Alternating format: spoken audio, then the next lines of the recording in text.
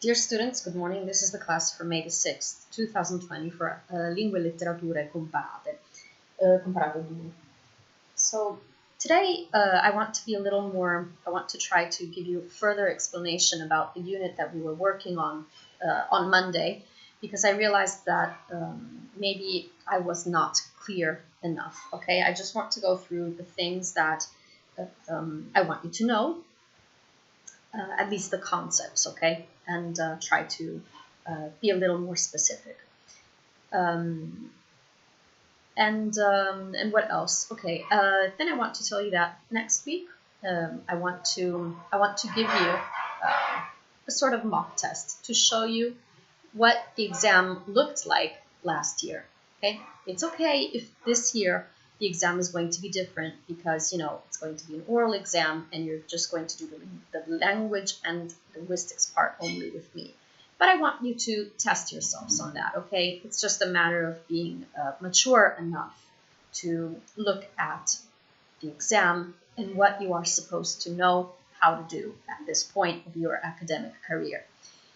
Is it going to be graded? Absolutely not. It's going to be a self-assessment test, okay? We've already done one in the past, I think at the end of March. We'll do one now at the beginning of May to show you what the exam looked like last year.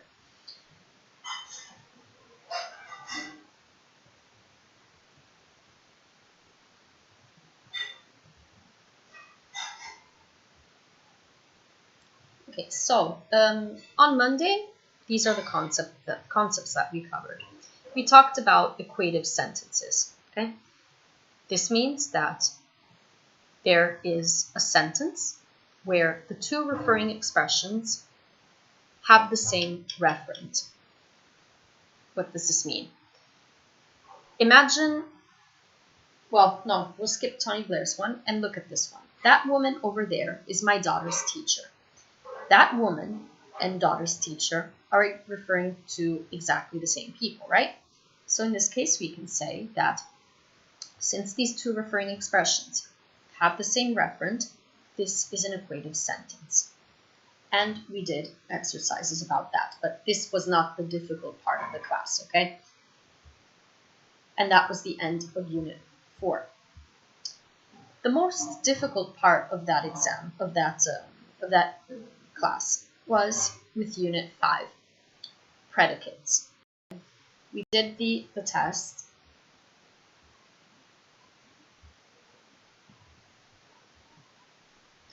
And we'll go down to the definition, the first definition that this unit gives you. The predicator of a simple declarative sentence describes the referent. What does this mean? We did this exercise last Monday. We got a sentence like, Mommy is asleep. So the first thing that I told you to tell me is, okay, what is the referring expression? Mommy. What is the extra information? Where's the extra information? Is asleep. Okay, good. Then we did a further step. And I said, okay, what is the most important part of this section? Is asleep. And the answer is asleep.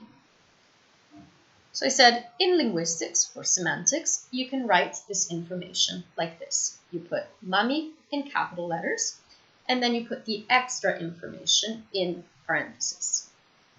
This asleep is a predicator of mommy because it is describing the referent or referring expression. Okay? So this is a descriptor and it's called predicator in semantics. This is the referring expression or referent in the real world.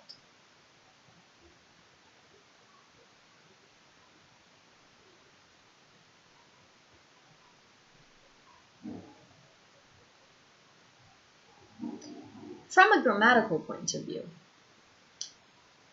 look at this sentence. Juan is Argentinian. We said that Argentinian is the predicator and that Juan can also be called argument. Okay, we know that it's the reference, we know that it's a referring expression, but from a grammatical point of view, we can also call it argument. Argument means what is being said, what is being talked about. Juan. Argentinian is the quality, the description that we are giving of this argument.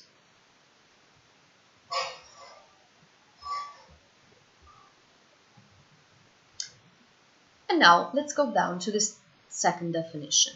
It looks very similar, but it's not the same. A predicate is any word that can become a predicator of a sentence. What does this mean? Look at the sentence, John fell asleep and he missed his class. In this specific sentence, the arguments, the reference, the referring expressions are John and class. Okay? And what are the main qualities that are being described of these people? What are the predicators? Asleep and miss. Okay?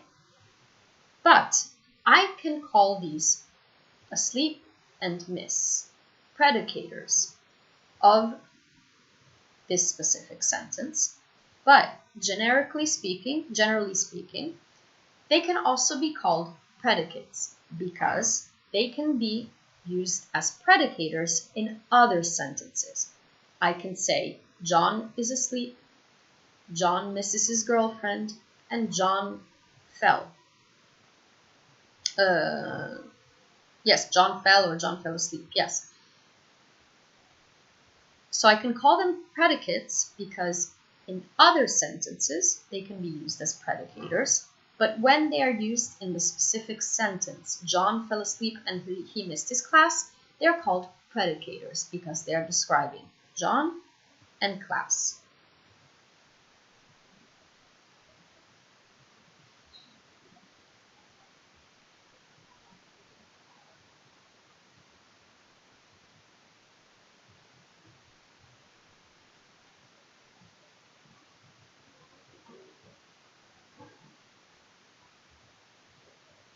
And then we started talking about the degree of a predicate.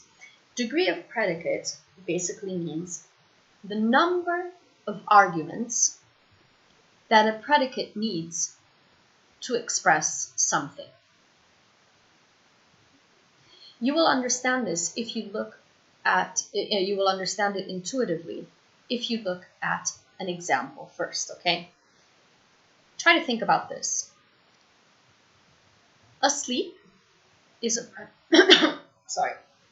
is a predicate of degree 1 because you only need one argument to make a complete sentence. I can say John is asleep. Asleep is the predicator of this specific sentence where John is the argument. Okay, I'll write it over here.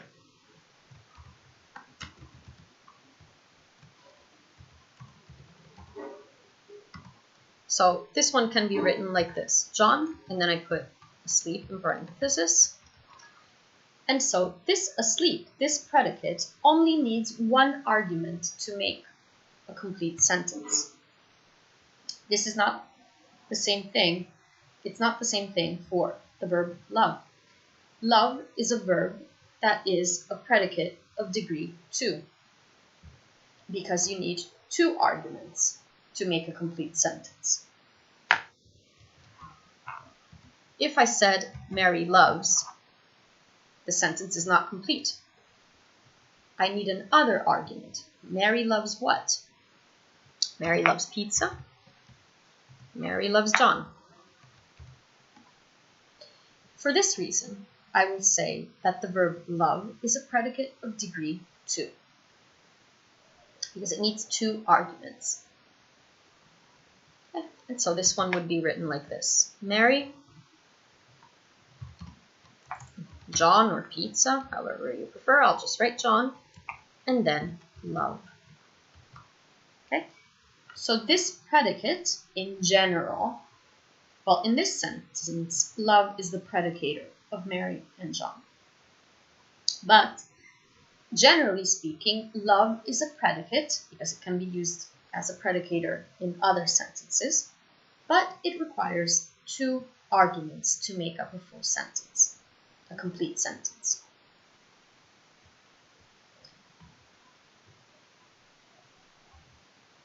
And remember that you should not make the same mistake that I did. When you are looking at the degree of a predicate, you have to consider the way it is used in normal usage. Because I did this exercise on my own and I said, okay, what are the following sentences that are acceptable? Thornbury sneezed, and I said, yeah, okay, it's intransitive, it's fine, complete with one argument. Then I went further and I said, Thornbury sneezed a handful of pepper. That makes sense too. It's grammatically correct. It's a little poetic, but it makes sense. It's acceptable. And I said, okay, this is acceptable too. Then I went on and I said, Thornbury sneezed his wife a handful. And I said, yes, this makes sense too. I mean, it's a different way of using sneezed, but it's still acceptable in English. And then I went back to the feedback and I said, wrong. Why? Because I did not consider the fact that when you are counting predicates, when you are defining the degree of a predicate, you have to look at the ordinary, the normal way of using the verb. So in this case, we all know that sneezed is typically an intransitive verb. And so the only acceptable sentence is A. And so I would say that sneeze is a predicate of degree 1 because it only requires one argument.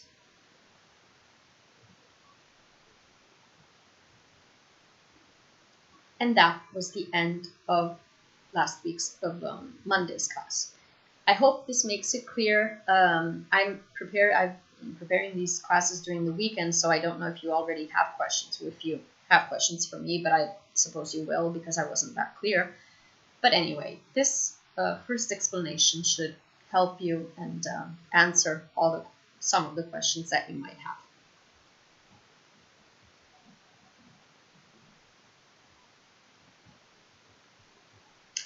Now, let's go down to this next practice over here. So based on what I said, are the following sentences acceptable? Keith made this toy guillotine, and Keith made this toy guillotine his mother-in-law.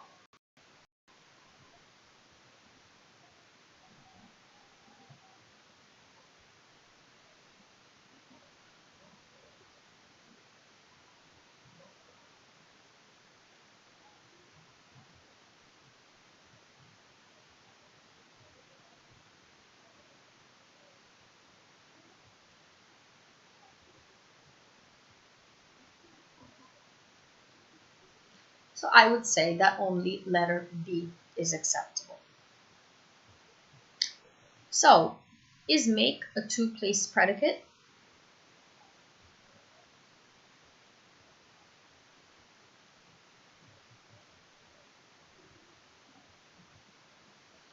I would say yes, because you make what? So the word make is a predicate that needs two arguments, so it's a two-place predicate. Number 3, is murder a two-place predicate?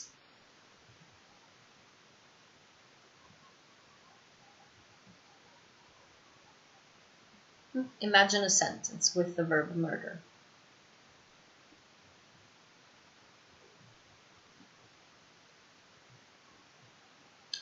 The verb to murder is clearly a two-place predicate because you would say something like, John murdered Mary.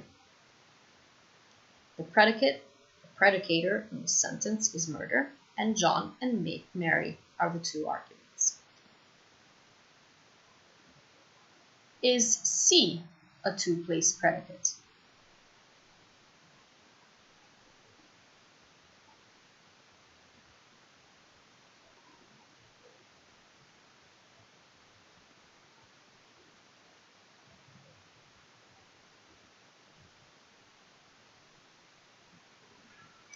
I would say John saw Mary, so it's a two-place predicate. But let's see if I make the same mistake, because I can think, okay, John sees. No. That would be John can see, in case you want to see, in case you want to emphasize the ability of John of seeing. So no, it's a two-place predicate. Let's see if the feedback, if I got it right down, if I got it right. So yes, okay, number 1, Keith made his toy guillotine. Number 2, yes. Number 3, yes. Number 4, yes. Okay? So those are all two-place predicates.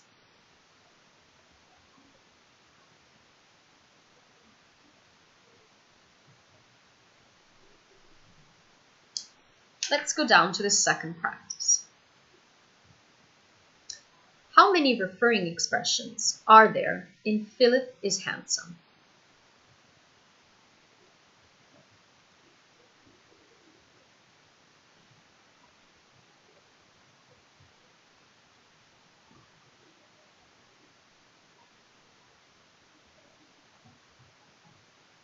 The only referring expression in this one is Philip.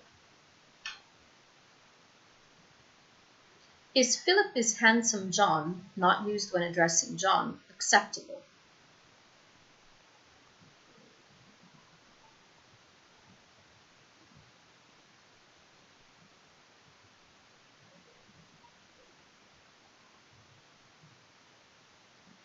Clearly not, it doesn't make sense. Number 3, of what degree is the predicate handsome?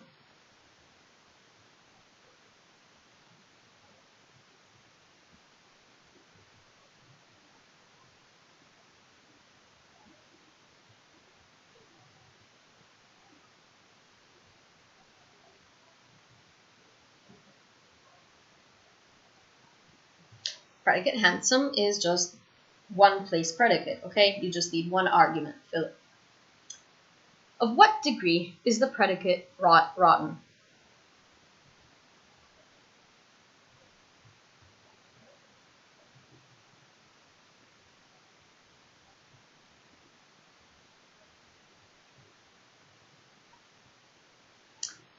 Generally speaking, it's a one place predicate, because you would say the apple is rotten.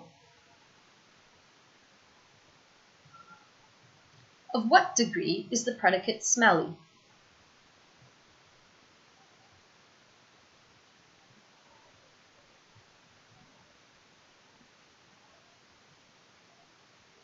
It's usually one place predicate, because I don't know. This shirt is smelly. Okay, let's look at the feedback, and yes, we got it. We got them all.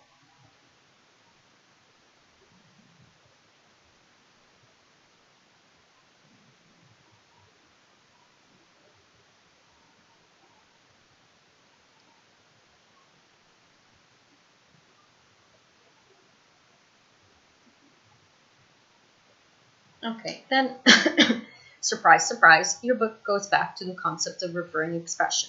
So now we're out of talking about predicates, and we're going back to talking about referring expressions. So you know that usually in English, the identity of to reference is usually expressed with the verb to be. Okay? We've done lots of exercises about referring expressions, where the typical sentence was, Trump is the president of the United States. In this case, the two referring expressions, Trump and the president of the United States, are linked with the verb to be. Okay? But it's not always the case it's not always the case that when you see the verb to be, the sentence is a referring expression. Is an equative sentence, sorry. Okay? Remember that we said that equative sentences are those sentences where the referring expressions are referring to the same person or object. In English, this identity is usually expressed through the verb to be. Okay? Trump is the president of the United States. In this case, this verb to be is linking two referring expressions that are referring to the same referent. But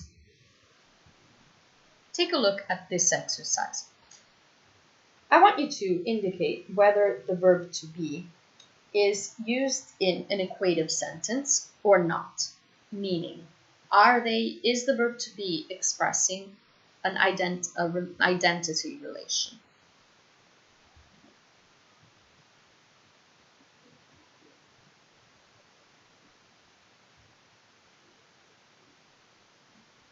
This is a spider.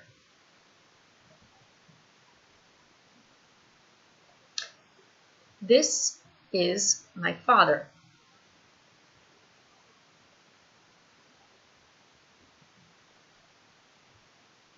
This is the person I was telling you about at dinner last night.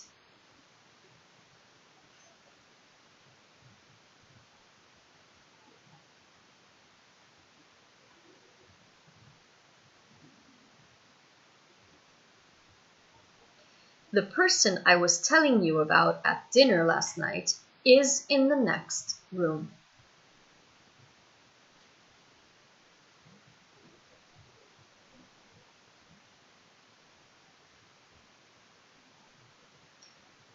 The person I was telling you about at dinner last night is the man talking to Harry.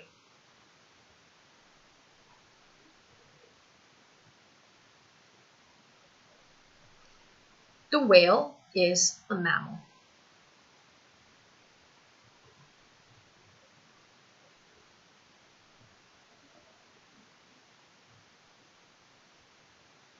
So number 1 is not an equative sentence. Why? Because a spider is talking about a generic spider. Okay? Whereas number 2 is an equative sentence because this and my father are referring expressions. They are referring to the same referent. Because my father, only one father. This, and you're pointing at something. It's different from this is a spider because a spider is a general word, whereas my father is specific. It's referring to a specific referent. This is the person I was telling you about at dinner last night. This is exactly the same thing as number 2. So there's this and the person I was telling you about at dinner last night. In this case, is creating a relationship of identification between these two elements.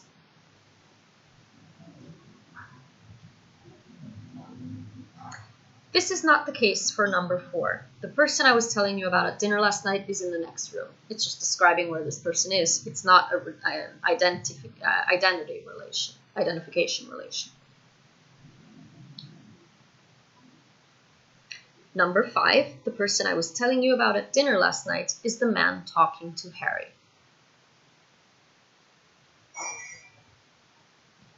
In this case, there is the person and the man who is talking to Harry are the same person, so are referring to the same referent, and so yes, it is expressed. The is here expresses identity. Number 6 does not express identity for the same reasons of exercise number 1, because the whale is a mammal. A mammal is a general word. It does not have any specific referent in mind.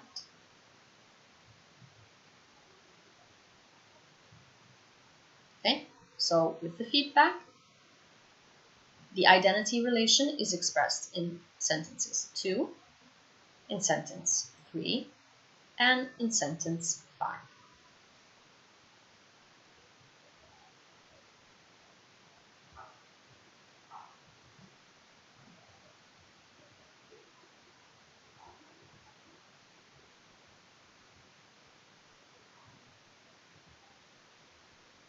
So this is the end of Unit 5, and if you need the study guide and the exercises, they're on the book. Otherwise, this is fine.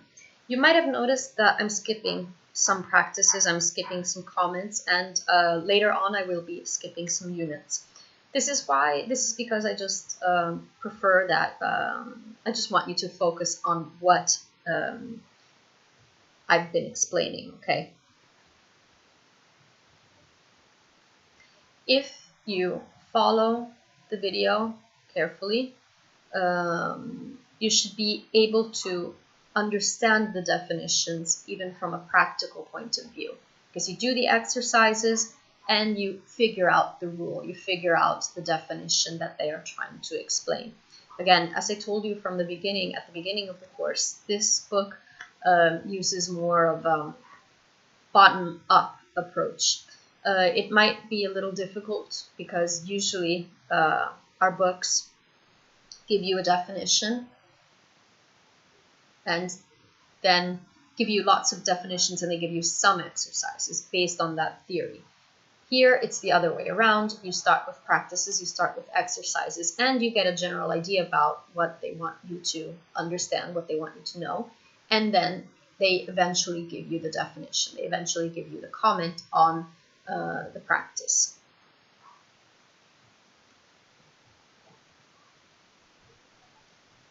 But I mean, your feedback seems positive, so I hope there's nothing too particularly difficult. Of course, you know, if there's anything that you want me to review, just drop me a line and I'll be glad to do that.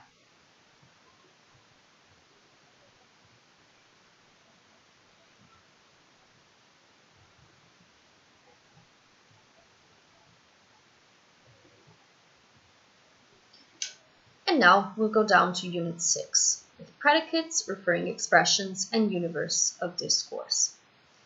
This one should be a little easier than Unit 6, let's see, than Unit 5, let's see. And we'll start with the entry test.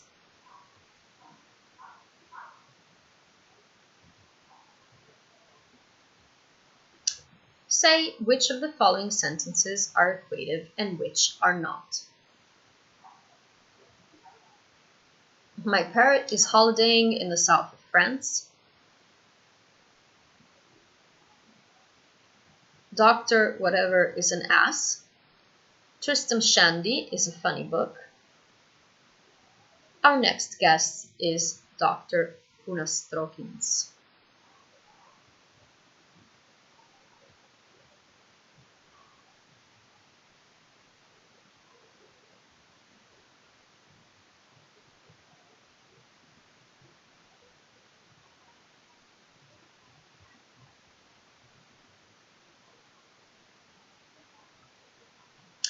In this case, the only equative sentence is D. Oops. Circle the referring expressions in the following sentences. I am looking for any parrot that can sing.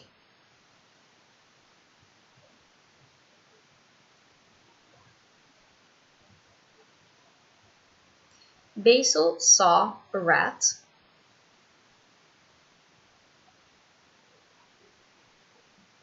These matches were made in Sweden.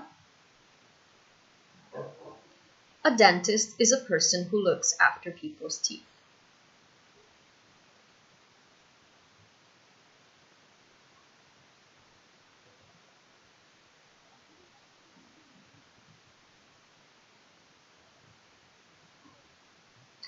So, for letter A, the referring expression is just I. For B, the referring expression is Basil. Letter C, these matches, and Sweden.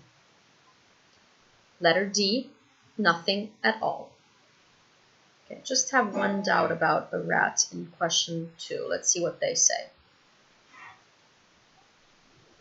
Okay, yes, it is. With number 2, a rat also, because it's talking about a specific, it has a specific referent. You have to remember that referring expressions are such only if they have a specific referent.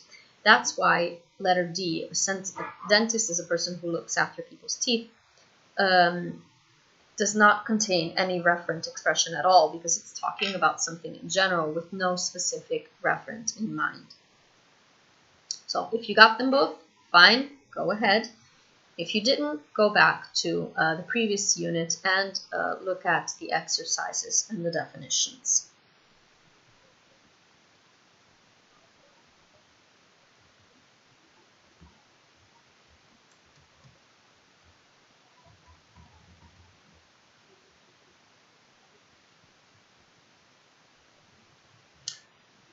And now let's go to the new definition. This unit is going to be about generic sentences. Generic sentences. A generic sentence is a sentence in which some statement is made about a whole unrestricted class of individuals, as opposed to any particular individual. What does this mean? In the sentence, the whale is a mammal. Both the whale, or let's do it like this, whales, so it's easier for you to understand, okay? Whales, a whale is a mammal. A whale is a mammal. If I asked you, okay, are there any referring expressions in this sentence? By now, you should be able to answer no. Why? Because in this case, a whale and a mammal do not have any specific referent in mind. Okay? For this reason, this is a generic question. You're talking about something in general. Okay? But if I said a sentence like, that whale over there is a mammal, in this case, this sentence is no longer a generic sentence because that whale over there is a referring expression. It has a specific referent in mind. This is not the case for a whale is a mammal because I'm talking about whales in general. Okay?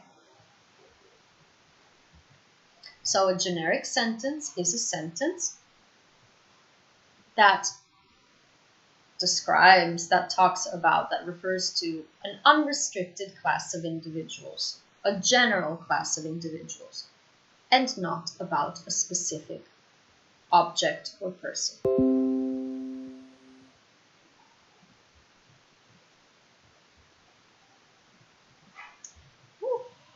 Keeps.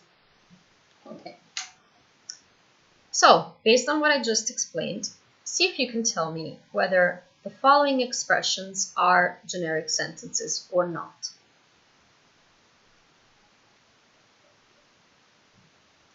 Gentlemen prefer blondes. Jasper is a twit. The male of the species guards the eggs.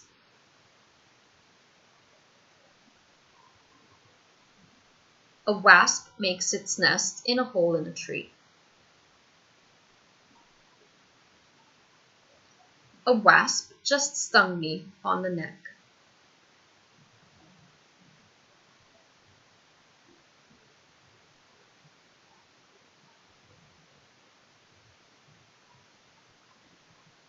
Okay, people, so the generic sentences here are: number 1, gentlemen prefer blondes. Number 3, the male of the species guards the eggs. And number 4, a wasp makes its nest in a hole in a tree. The other two sentences, Jasper is a twit and a wasp stung me on the neck, cannot be generic sentences because they include referring expressions. So, expressions that have a concrete referent in mind. Okay, Jasper is somebody, and the wasp that just stung this person,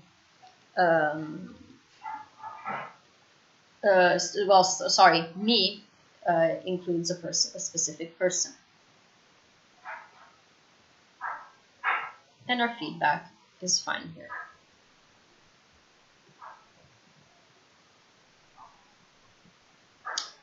Give me a second because I wrote no here. Let me see what I wanted to say here.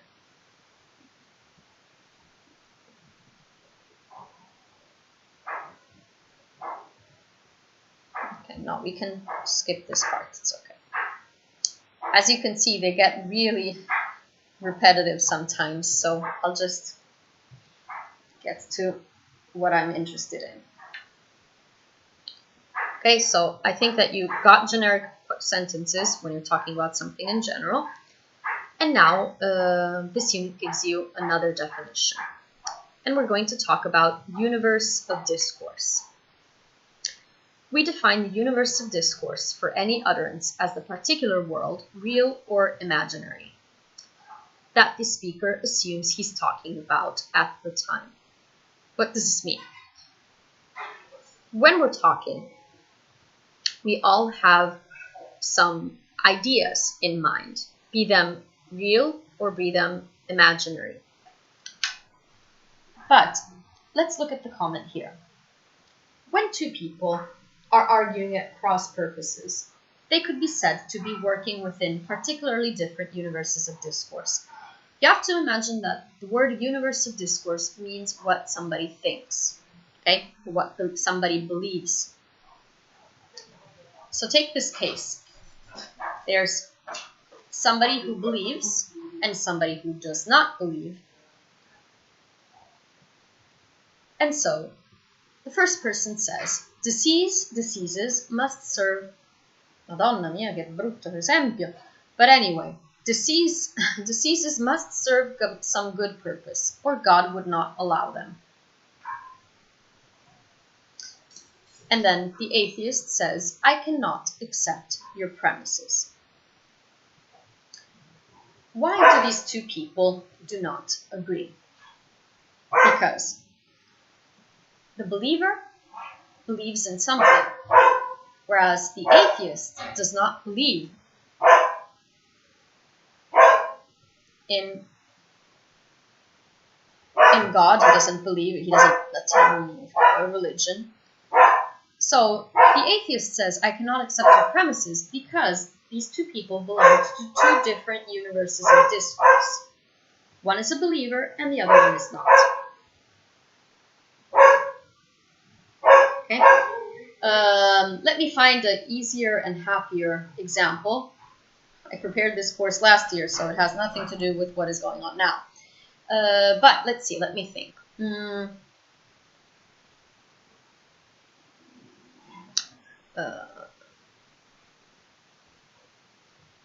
Okay, imagine a father and son chit-chat, talk. And so the son says, I want to become a musician. I want to, he says, I'm a musician. I want to become a musician. And the dad says, okay, but you need a second job. You need a first job. Otherwise, what are you going to live with? Who's going to pay your bills? In this case, the father and the son have two different universes, belong to two different universes of discourse. Because according to the father, or whoever, I just said father and son, first thing that came up to my mind. Because in this case, the dad does not believe that somebody can live with music.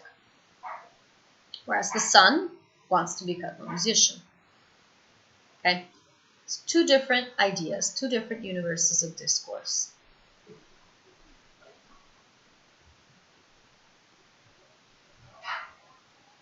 But this can happen also with everyday life conversations. And for this reason, I want you to look at this practice over here. In the following situations, are the participants working with the same universe of discourse or with different universes? Number 1. Did Jack's son come in this morning?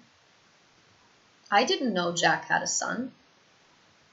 Then who's that tall chap that was here yesterday? I don't know, but I'm pretty sure Jack hasn't got any kids. I'm sure Jack's son was here yesterday. In this case, you can see quite intuitively that these two people, A and B, do not belong to the same universes of discourse, because A says A is pretty sure that Jack has a son, and B says that, nope, Jack definitely does not have a son.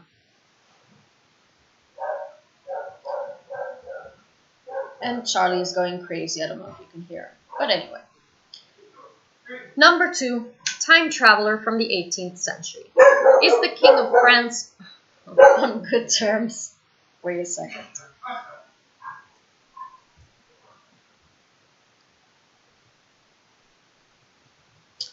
Where are we? Here. Okay. Time traveler for the 18th century. Is the King of France on good terms with the Tsar of Russia? And the 21st century person says, huh?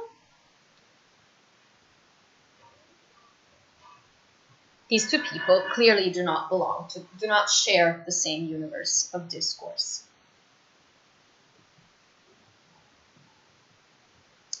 Please read up the optician number 3. Optician, please read the letters on the bottom line of the card. And the patient goes A, G, D, D, Q, and B, A. Optician, correct. Well done. In this case, these two people are sharing the same universe of discourse because they're saying they're on the same line, they're on the same page, they're saying the same thing.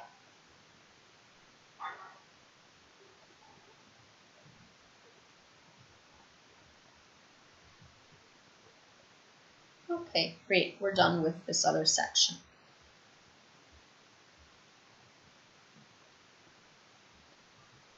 Now, let's go to today's song, and today we're going to listen to Radiohead, Creep. Let's look at the lyrics. If the page scrolls down, of course. Okay. When you were here before, couldn't look you in the eye. You're just like an angel. Your skin makes me cry. You float like a feather in a beautiful world. I wish I was special. You're so fucking special.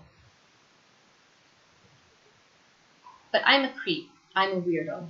What the hell am I doing here? I don't belong here. I don't care if it hurts. I want to have control. I want a perfect body. I want a perfect soul.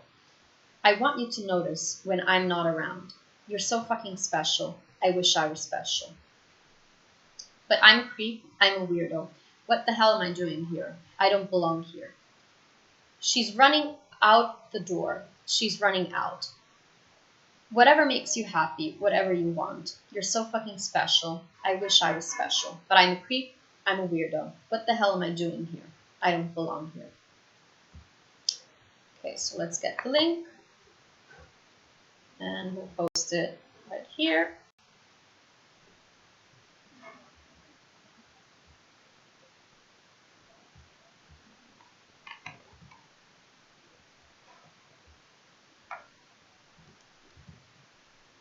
This is the song. So thank you very much for watching, and I hope I can get that document about the exam as soon as possible, and I'll prepare a little video with that. And you'll find the document as soon as we have the definite version. You'll find it on Moodle and on my pagina personale docente. And I will do an English version also for the Erasmus students. Okay, so I'll work on that.